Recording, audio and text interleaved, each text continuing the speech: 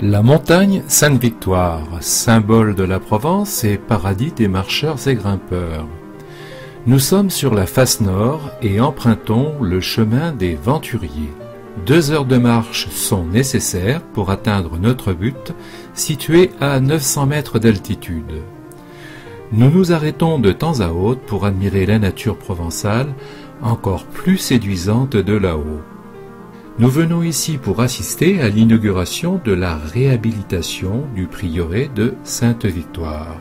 Nous y rencontrons une personnalité locale qui suit depuis le début toute l'histoire de la reconstruction du prieuré. Je suis un habitant de Vauvenargues depuis très longtemps. J'ai été maire pendant 47 ans et j'ai vu tout le travail que cette association a fait. Et lorsque j'ai été élu maire en 1962, une des premières décisions prises par le conseil municipal a été de céder le prieuré qui nous appartenait, de le céder à l'association qui déjà à l'époque faisait un travail considérable de réhabilitation sans rien demander à personne, sans consulter la commission des sites, sans consulter, voilà, mais il faisait un travail excellent.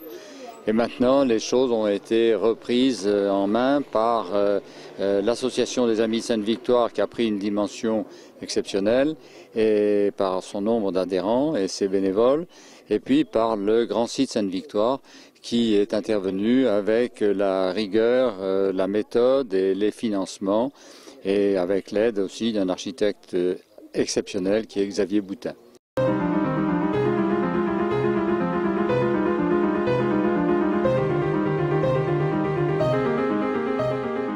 Côté sud, le panorama est superbe.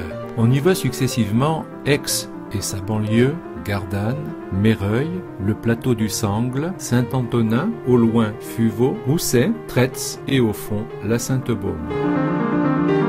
Le président nous parle de l'association. Les Amis de Sainte-Victoire sont donc nés il y a 55 ans grâce à l'initiative de 2 personnes, Henri Imoucha, horloger, bijoutier marseillais, membre du CAF, alpiniste, qui passait ses moments libres en venant de Marseille en train puis en vélo. Il partait par le sentier Imoucha, qu'on appelle Imoucha maintenant, qui donc part du barrage de Bimont, qui n'existait pas encore à l'époque. Et il faut à peu près 2 heures pour monter ici. Donc vous imaginez l'énergie. Et là, il trouvait un vieux prêtre qui portait aussi dans son cœur le relèvement de ces ruines, et tous les deux se sont attelés à la tâche. Ils ont fait appel à un certain nombre de personnes qui ont créé cette association en 1955. D'une poignée d'hommes de l'époque, de cafistes essentiellement, d'excursionnistes provençaux, d'excursionnistes toulonnais, aixois, marseillais. De cette poignée d'hommes, maintenant, nous comptons à peu près 800 à 900 membres. Cette inauguration a pour but de fêter la fin de la première partie des travaux, celle que nous avons menée avec le Grand Site Sainte-Victoire. Fêter nos donateurs privés, les nombreux adhérents, les nombreux personnes qui nous font des chèques de petite ou de grande taille, ça dépend selon leurs moyens, mais toujours avec leur cœur.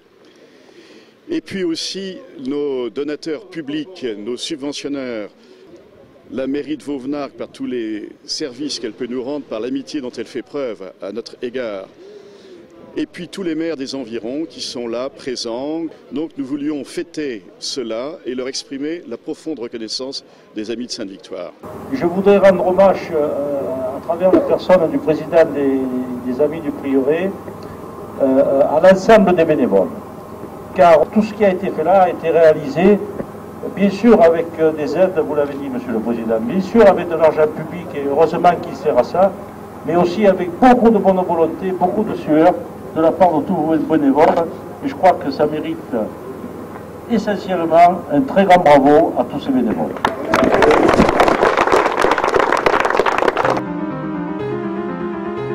L'architecte nous parle des travaux effectués.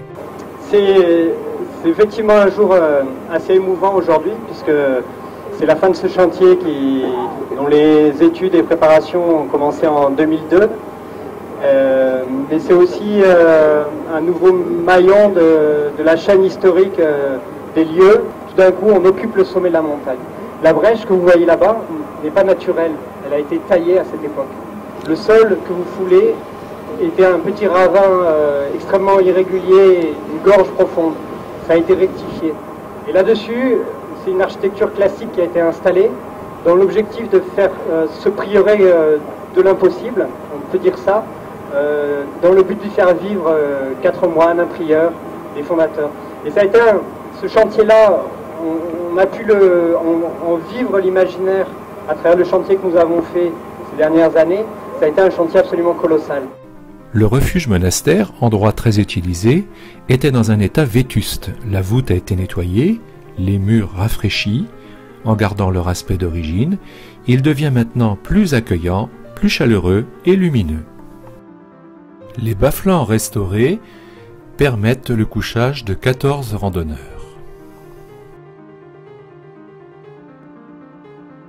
Le parapet de la brèche aux moines a été reconstruit dans l'esprit de celui d'origine, afin de faciliter l'accès au panorama sud et améliorer la sécurité des visiteurs.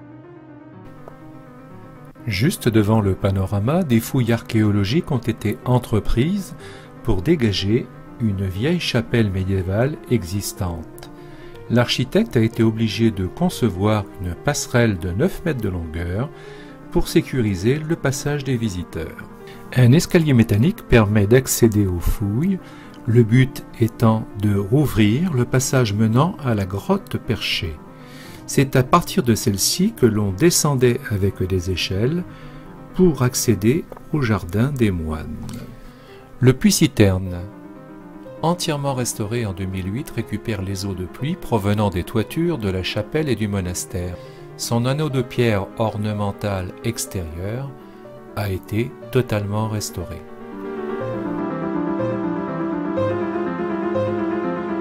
Le grand site de Sainte-Victoire est le principal partenaire de l'association concernant tous les grands travaux.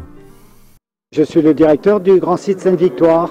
C'est une structure publique qui gère l'ensemble du massif, la montagne Sainte-Victoire et les massifs de Concors. Alors bien sûr, sur cette montagne, le prieuré de Sainte-Victoire est un des fleurons, je dirais, du lieu. Et les Amis de Sainte-Victoire, cette association qui est propriétaire et qui s'occupe du site, est pour nous un partenaire. Et nous avons souhaité, avec cette opération, travailler ensemble pour avancer tous ces travaux de réhabilitation du prieuré, de ses abords et de l'ensemble de l'enceinte. Un des plus anciens membres de l'association nous raconte l'histoire du lieu. Alors tous les bâtiments que vous voyez ici, c'est-à-dire la chapelle, le monastère, le puits-citerne, ont été bâtis au milieu du XVIIe siècle, entre 1650 et 1664. Donc la chapelle, c'est 1661, la date de finition, le monastère 1664. Cette chapelle, cet ensemble, est dû à l'initiative d'un prêtre qui s'appelait Jean Aubert, qui était chanoine et maître de cérémonie à la cathédrale Saint-Sauveur, et également d'un généreux bienfaiteur, Honoré Lambert. La chapelle a été refaite en 1990. La Vierge, disons, en bois doré et plate, du XVIIIe siècle. Et au pied de la Vierge, un autel en marbre du Tolonnais. L'enduit, on a laissé quand même apparaître des pierres pour laisser un peu comme c'était à l'origine. Ici, ce sont le lieu qu'on appelle, nous, le balcon du prieur, qui a été réalisé ces dernières années.